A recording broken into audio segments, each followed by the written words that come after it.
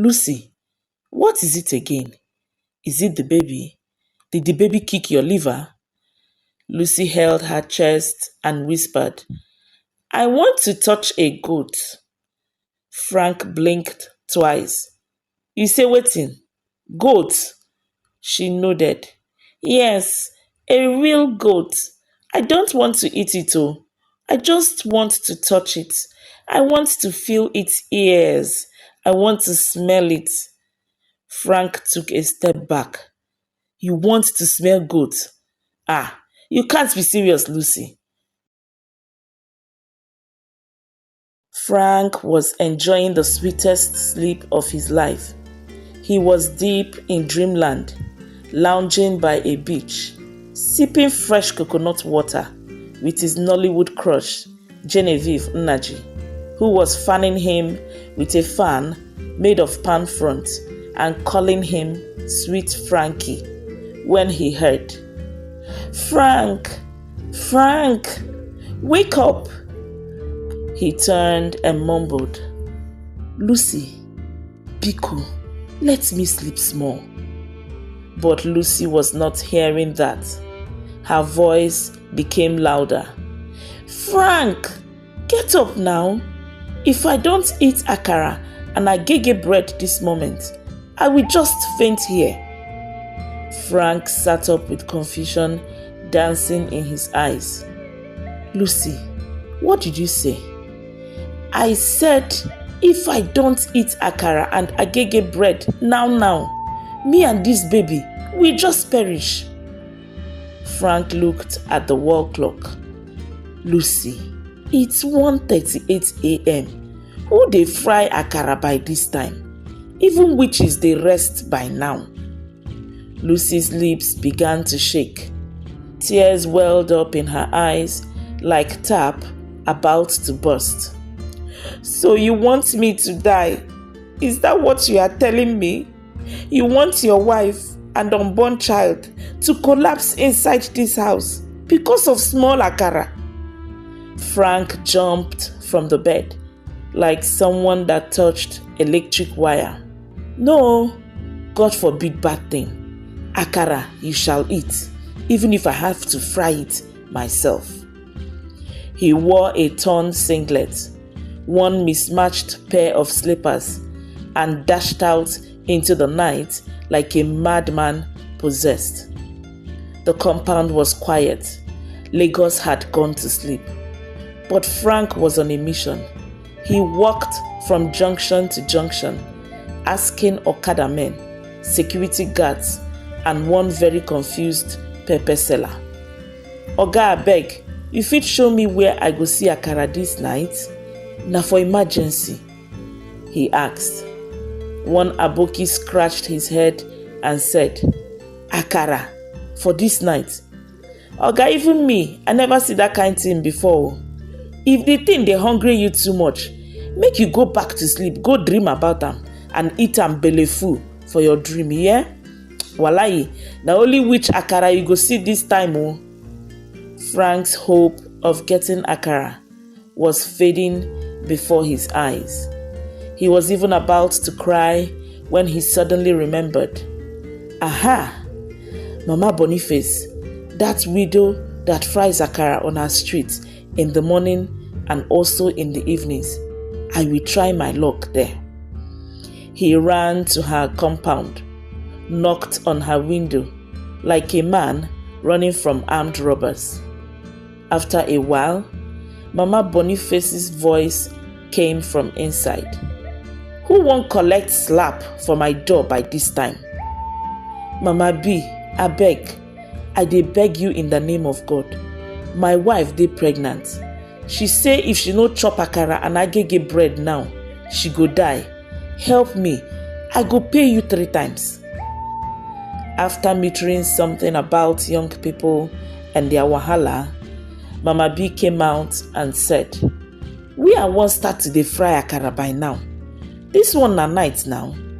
I never even pick out stones from the beans, talk less to grind them. I cannot help you, my brother, she said. Frank let out a frantic cry. Kai, This pregnancy has turned me into what I don't know. Where else will I see akara and agege bread this night? Mama Boniface looked at him with pity and said, I know how it dey be. No be your wife fault. You lucky say she never ask you to take her to latrine toilet, make she dey inhale shit. Na so my neighbor own dey do her o. Na inside latrine toilet she dey eat her food. God forbid bad thing, Frank said in horror. This your akara and agege bread matter? How we wan take do am now? Okay, I remember say I remain some akara wey I no sell last night. I fit warm am, make she think say na fresh one. Then I go give you agege bread wey you go give am too. Mama Boniface said. Chai, Mama B, you are an angel. God will bless you. You will build a big house from this business. You go buy aeroplane and your children go carry you go abroad, Frank said, happy to have found a solution. By 3:45 a.m., Frank returned home like a war hero, holding hot akara and bread. Lucy, wake up. I did it. Fresh akara and soft agege bread straight from the fire. Lucy opened one eye and looked at the nylon bag. Then she turned and rested her head on the pillow. That one. I'm not hungry for that one again. I want bole now. Hot bole with groundnut. Frank froze. You want what? Lucy rubbed her belly and smiled like an angel. Bole, this your child has taste. Akara is too oily, so no greasy food this time of the night. Frank stared at her. Then he turned to the wall and said, Holy Spirit, I know I said for better or worse, but I didn't know worse would come by 3:45 a.m. with request for bole, he said, looking helplessly. Please take the akara away. I don't want to perceive it, please, or I will vomit here, Lucy said, half asleep. Frank went to dump the akara and bread on the dining table, but on his second thought, he remembered that all that running around had left him hungry. He went to the fridge, grabbed a bottle of chilled Coke, and sent the akara and bread on an errand down his stomach. Then came a peaceful Saturday morning. Frank had just settled into the sofa with a bottle of chilled Zobo and TV remote in hand. For the first time in weeks, the house was calm. No midnight cravings, no tears, no Frank, if you love me. Then he heard it. Frank, come quick. His heart skipped. He dropped the Zobo and dashed to the bedroom, only to see Lucy sitting cross-legged on the bed with a strange expression. Lucy, what is it again? Is it the baby? Did the baby kick your liver? Lucy held her chest and whispered, I want to touch a goat. Frank blinked twice. You say waiting? Goat? She nodded. Yes, a real goat. I don't want to eat it all. I just want to touch it. I want to feel its ears. I want to smell it. Frank took a step back. You want to smell goat? You can't be serious, Lucy, he said.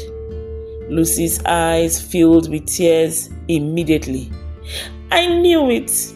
You no longer love me. You used to do anything for me. Now you can't even get me ordinary goat to smell.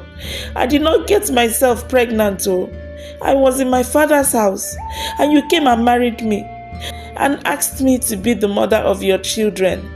Now the children are coming and you cannot give them what they want. It's all right.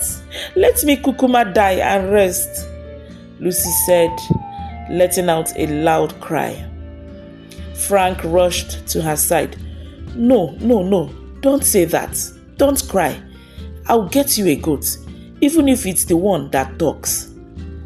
And just like that, Frank's goat mission began. He went from one compound to another, asking a very ridiculous question. Abeg, una get goats for here? Any goats where I fit borrow for 10 minutes? One man looked at him and said, Are you planning native sacrifice? No, my wife just wants to pet it, Frank replied. The man did not even bother replying him before locking his gate. Just as Frank was about to give up, he remembered Mama Jeff, the woman he buys fresh eggs from, who also rears goats and pigs. He rushed to her house and knocked gently on her door.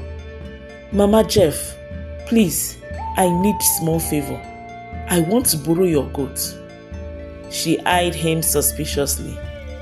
Borrow am for waiting. Just 10 minutes.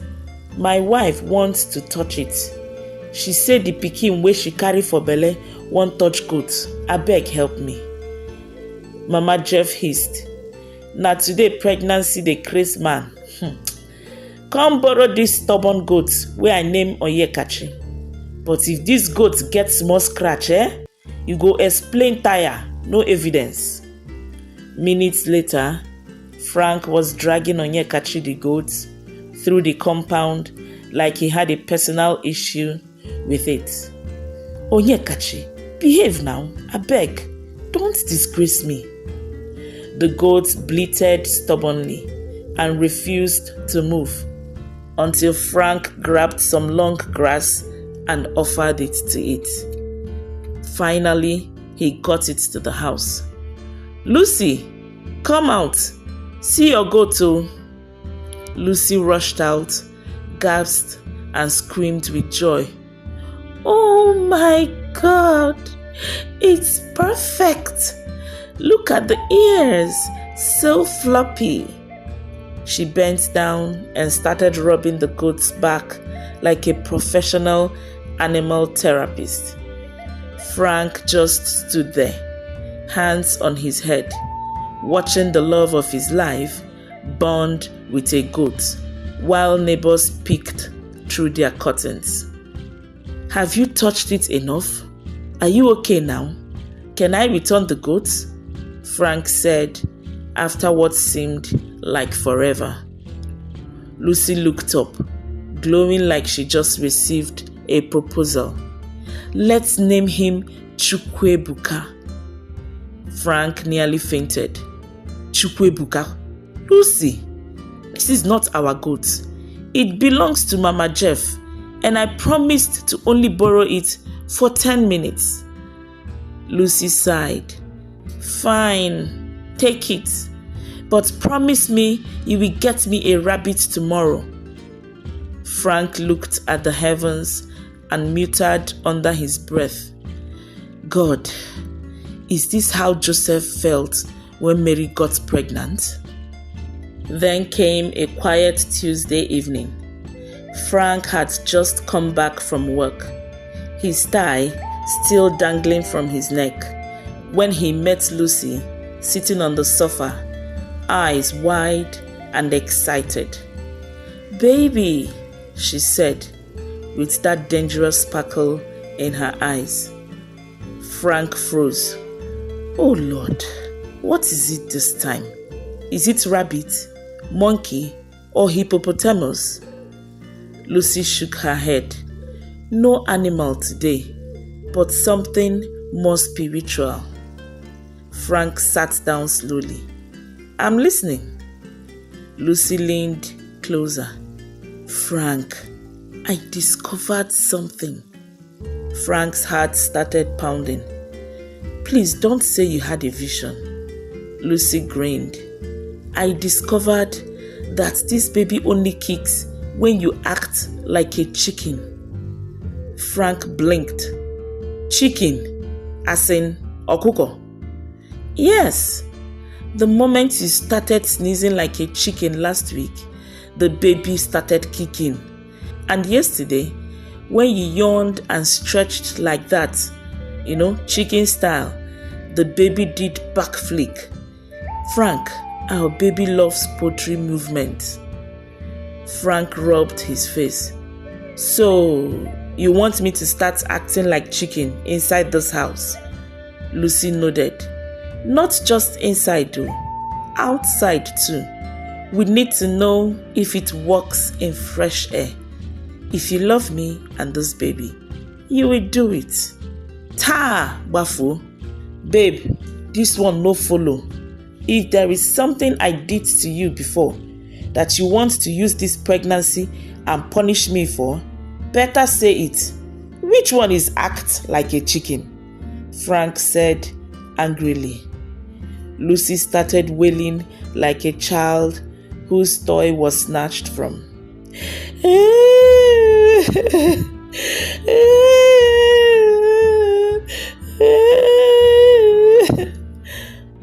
Frank looked up at the ceiling like a man ready to surrender his destiny. Okay, I surrender, he said reluctantly. 2 minutes later, Frank was in their living room, flapping his arms, bouncing like a confused fowl, and letting out the most disturbing sounds. Clack, clack, clack, clack. Lucy clapped with joy. Yes, that's it. He's kicking. Baby is so happy. Frank collapsed on the rug. Oh, I am finished. I didn't read this part in marriage counseling. Then came the real disaster. Lucy suddenly said, "We are done with the inside performance. Now, let's go outside. He wants to hear the echo." Frank screamed, "No way! I draw the line here." Lucy gave him the pregnancy stare, the one that could melt concrete. 10 minutes later, Frank was outside their flat, flapping and clucking beside the water tank, while the gateman and 2 neighbors watched in silence. One neighbor whispered, "Is he okay?" Another replied, "That's marriage for you, my brother. Love is blind and mad." Lucy stood proudly by the gate, arms folded, smiling like a coach who just trained the MVP of the Animal Olympics. "Frank, louder now. Flap your wings more. Baby is giggling." Frank stopped, panting like a broken fan. "Lucy, please, I'm begging you. If I do this again, I might start laying eggs." Just then, her phone rang. It was her sister. Lucy answered. "Ngozi, you won't believe it. Frank is outside doing chicken dance for the baby. Wait, let me put you on video." Frank quickly grabbed the phone from her and turned the phone off. Then he turned to the sky and said, "God, if you truly love me, come down and collect your son. I am ready." The following day, around 1:42 p.m., Frank was in the kitchen humming an old flavor song while trying to make noodles for himself. Lucy had eaten yam and egusi soup just 2 hours ago, and he was finally beginning to believe that the day might pass in peace. Then he heard a scream. "Frank, come now. The baby is coming out of my ribs." Frank dropped the pot in a haste. The noodles flung into the air like a stuntman and landed on the wall. He dashed into the bedroom, panicked. "Lucy, what happened? Where is the pain? Talk to me." Lucy held her stomach and looked like she was auditioning for a Nollywood hospital scene. I don't know. He just kicked and my belly shook like generator with low fuel. Frank looked confused. But baby, isn't that normal? You said yesterday that kicking is good. This one is different, oh. This one feels like the child is turning to face the sun. I think he's trying to somersault out of my ribs. Before Frank could say anything else, Lucy stood up and grabbed her hospital bag. Oh yeah, call the doctor. Call ambulance. Call pastor. Call my mother. Frank ran in circles for a bit in confusion before finally grabbing the car keys. At the hospital, Lucy stormed in like a pregnant hurricane. Where is Dr. Maxwell? My baby wants to escape through my chest. The nurses were startled. One of them tried to calm her down. Madam, take a seat. Dr. Maxwell will soon... Lucy screamed. Don't tell me that! If you were pregnant and your baby is using cutlass inside your womb, would you be calm? Frank stood behind her, nodding helplessly at the nurse as if to say, please, just agree with her so she doesn't break things. Dr. Maxwell finally came out. Lucy, calm down. Let me examine you. After 10 minutes inside the room, he came out shaking his head, holding a scan result. Mr. Frank, follow me. Frank braced himself for the worst while praying against emergency surgery. The doctor smiled. Your baby is fine. In fact, he's very active. What she felt is just the baby stretching. You know, pregnancy gymnastics. Frank blinked. Stretching? Yes, maybe he was yawning too, the doctor said, smiling. Frank walked back to Lucy and whispered, Baby, it was just stretching. He was probably relaxing. Lucy blinked like she didn't understand. You mean to say this panic was just baby exercising? Frank nodded. Exactly. Here. Then next time, tell him to stretch without dragging my intestines.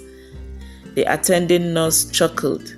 Madam, na baby o, no be yoga instructor. Frank laughed nervously. Then the nurse brought the hospital bill, which came to a total of 43,000 naira. Frank screamed. Is this for stretching alone, or is gym membership included? Lucy looked at him and said calmly, just pay it. This is your small contribution to the baby's fitness plan, unlike what I'm feeling in my womb and ribs right now. As they left the hospital, Frank shook his head. God, this child better be a gymnast or an Olympic champion after all this wahala. Another fateful day arrived. It was 5:30 p.m. and Frank had just finished washing his car when Lucy called from the kitchen with what has come to be her familiar tone of doom. Frank, I want banana and groundnut. Frank looked up at the sky like a prophet seeking heavenly explanation. He walked into the kitchen slowly. Banana and groundnut? Okay, I can get that. No wahala. Lucy shook her head. No, not just any banana. I want the short, fat one that is yellow, but not too soft. If it has one black spot on the skin, I will vomit. And the groundnut, it must be hot, freshly fried, the one that still has life inside it. Frank looked confused. How can groundnut have life? It's not alive now. Lucy cut him off. Frank, stop arguing with a pregnant woman. Just go to that market near that roundabout where that woman with one eye sells banana. She has the correct one. Frank sighed, picked his car keys and muted. At this rate, I'll soon open up a shop to prepare myself for all these emergencies. At the market, Frank checked other banana sellers with no success before remembering who his wife had directed him to. He then walked straight to the banana seller. She smiled and said, Fine, Oga, you don't come again. Now your madam send you, Abi? Frank nodded wearily. She says she wants short, fat banana, not too soft, no black spots.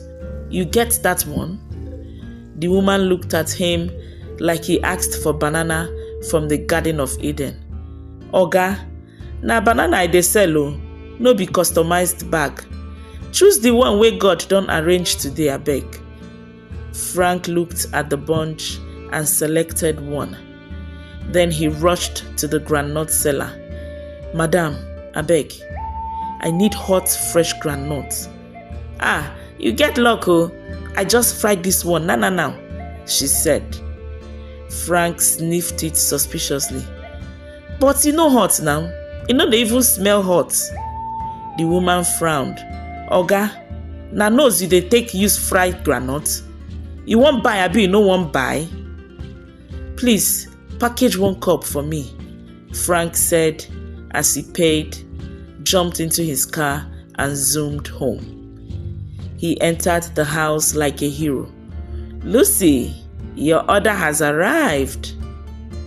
Lucy took one look at the banana and groundnut combo and her smile vanished. She picked up the banana and gasped. This one is too yellow. It looks like it has been waiting for burial. I can't eat this. Frank's mouth dropped open. But it's fresh. I saw her peel it. Lucy pointed at the groundnut next. This one is dry. It's not the oily type I imagined. Frank, how can you betray me like this? Frank dropped the nylon on the floor. Lucy, I walked across 3 markets. I argued with 2 women. I sniffed banana like a goat. I nearly fought with one aboki over groundnut. And you say betrayal? Lucy burst into tears. So I would just starve in my condition, eh? What did I do to deserve this kind of husband? Frank ran his hands over his face. Maybe I should just go and sleep in the market or marry a banana tree. Lucy sniffled. I'll only forgive you if you peel it and feed me with love.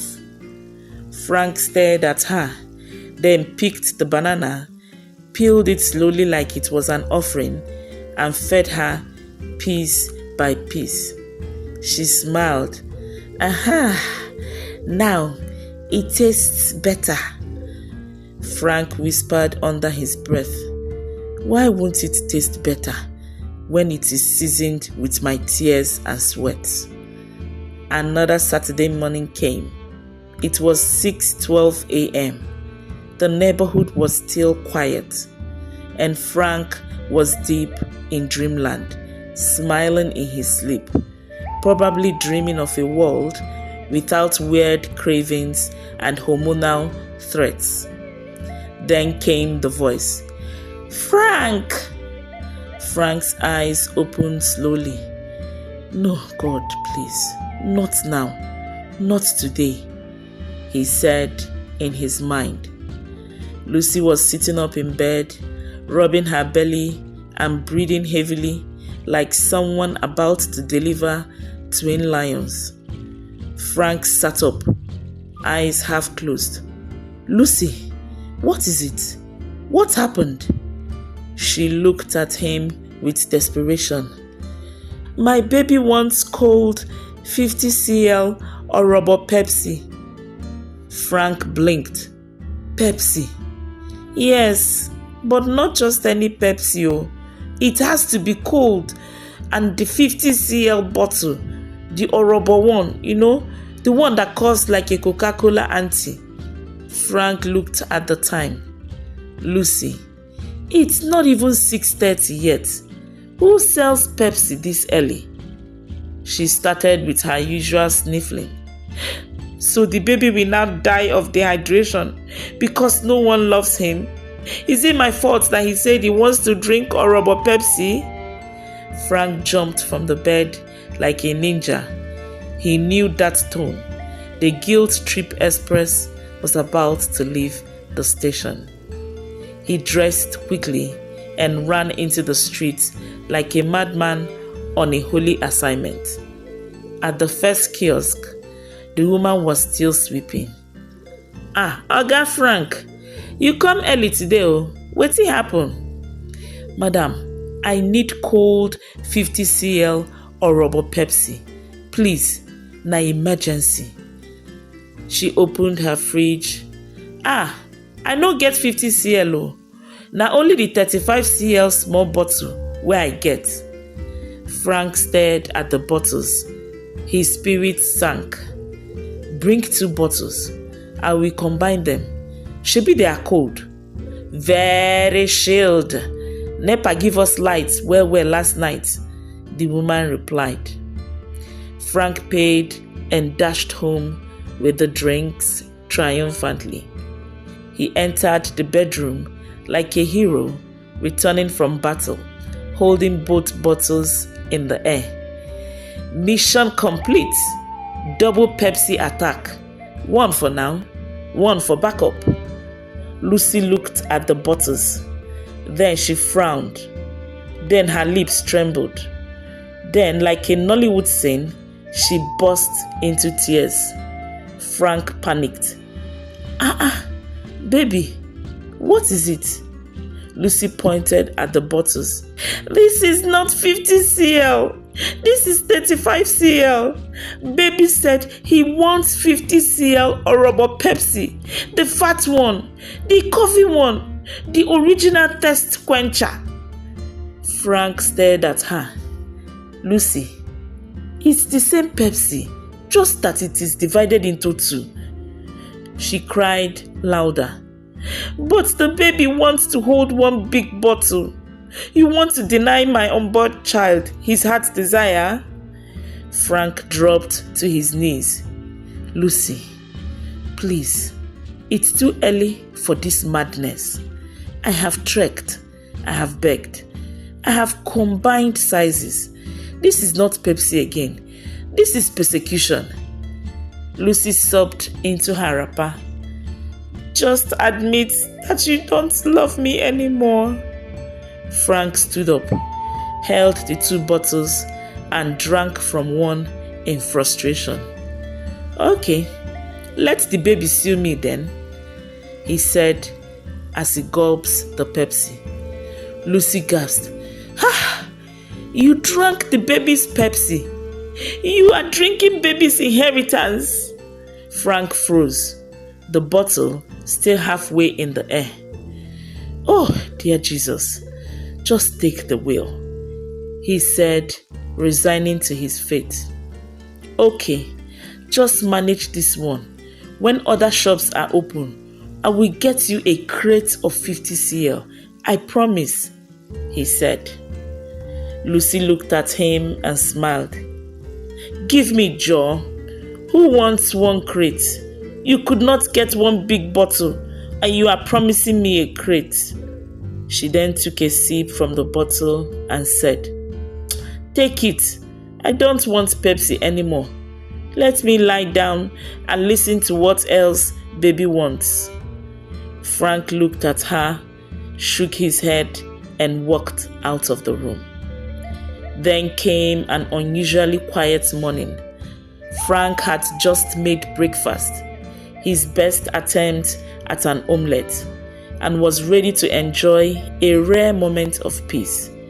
Lucy had been in a good mood for the last couple of days, and Frank was optimistic that the storm of hormones had finally passed. But as always, it was too good to be true. Lucy walked into the kitchen, her eyes narrowed in a way Frank recognized all too well. "Frank, where's my breakfast?"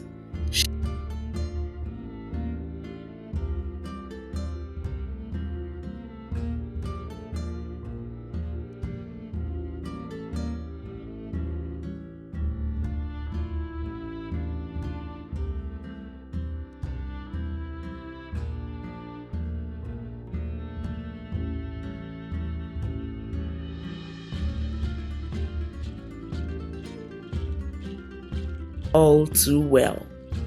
"Frank, where's my breakfast?"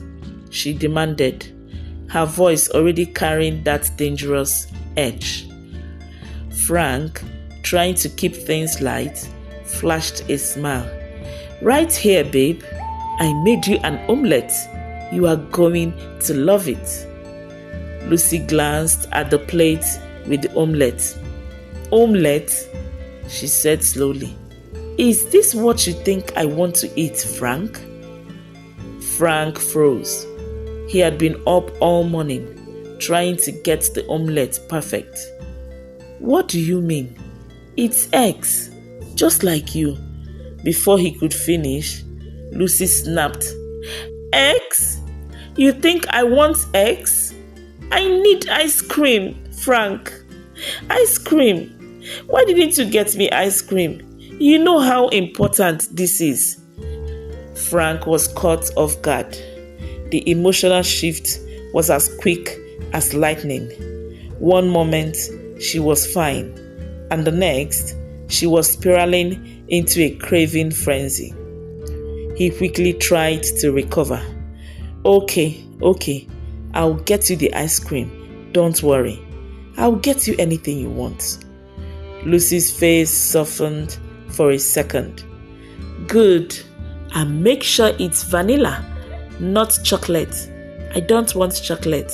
Don't get me chocolate." Frank nodded, trying not to let the panic show on his face. "Vanilla? Got it. I'll go out and get it. Just sit tight, alright?"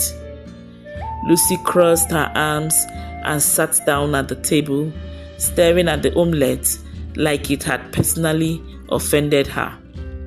Frank quickly rushed out the door, hoping to get the ice cream as fast as humanly possible. He made it to the nearest store, praying it wasn't too late to avoid the hormonal meltdown. But as luck would have it, the store had just run out of vanilla ice cream. "No vanilla left?" Frank stared at the empty freezer, disbelief sinking in. The store clerk nodded apologetically. "Sorry, sir. We only have chocolate and strawberry left." Frank sighed. He knew what he had to do. He bought a tub of chocolate and a tub of strawberry ice cream, hoping for the best. As Frank returned home, he was met with a familiar scene. Lucy pacing around the living room, muttering to herself. "Frank!" she yelled as soon as she saw him walk in, ice cream tubs in hand. "Where is my vanilla? You know I wanted vanilla." Frank's heart sank. "Lucy, I'm sorry. They were out of vanilla, but I got you chocolate and strawberry. Which one would you prefer?" Lucy's eyes narrowed. "Chocolate? Strawberry? You think I want either of those? I told you I want vanilla. Vanilla is the only thing that will make me feel better." Frank stood there, holding the tubs, trying to think of a solution. "Lucy, please, just try one. I promise you'll love it." "Okay, you know what? I will even mix them together, chocolate and strawberry, just to make it extra special." Lucy stared at him for a moment, her face softening a bit. Mix them? She asked, her voice dropping. You mean I don't have to settle for just one flavor? Frank nodded enthusiastically. Yes, I'll make you the best ice cream combo ever. You won't even miss vanilla. After a few seconds of silence, Lucy crossed her arms and sighed dramatically. Fine, but it better be the best ice cream in the world, Frank. I don't want to regret it. Frank, relieved, hurried to the kitchen and began mixing the two flavors together, praying that this would calm her down. He scooped a generous portion into a bowl and handed it to her. Lucy took one bite, her face crunching up. Not bad, I guess, but it's still not vanilla. Frank sighed in relief, sitting down beside her. I tried, Lucy. I really did. Just as Frank thought they were back to peaceful waters, Lucy suddenly burst into tears. Frank, she sobbed. I feel so big. I feel like a balloon that's going to explode. I don't know what's happening to me. Why am I always emotional all the time? I hate this. Frank blinked in confusion. This was a new one. Lucy, don't cry. It's just the hormones. It's okay. You are beautiful, no matter what. You are carrying our baby. But Lucy's sobs only grew louder.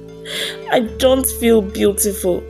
I feel like a bloated whale who can't get anything right. You deserve someone who isn't constantly making you run around like a madman. Frank panicked. His usual calming words weren't working. What could he do? What was the right thing to say? Then he remembered. Mama Lucy's advice echoed in his head. Lucy, listen, Frank said, taking her hand. You are carrying our baby. You are doing something amazing. And I'm here with you. Whatever you need, I'll be right there. Even if it means going on a midnight run for vanilla ice cream or, acting like a chicken, I will do it. Lucy stopped crying for a moment and looked at him, sniffling. You do that for me? Of course. I'm your guy through every craving and every hormonal breakdown, Frank said. Lucy sniffled again, but this time a small smile tugged at her lips. Okay, I'm sorry, Frank. I don't mean to drag you into all this drama. You are doing your best, and I appreciate it. I'll always do my best for you, my baby, Frank said, smiling back, relieved that the storm had passed. But for how long will the storm stay calm? What other cravings or tasks would Lucy come up with tomorrow? And what eventually happened when she went into labor? Find out in the final part of the story, dropping shortly. Thank you so much for watching the story. I hope you enjoyed it. If you did, please like the video, share, and also subscribe to my channel if you haven't. And let us talk about the story in the comment section. I would love to hear your thoughts on it. Until I come your way again soon, stay happy.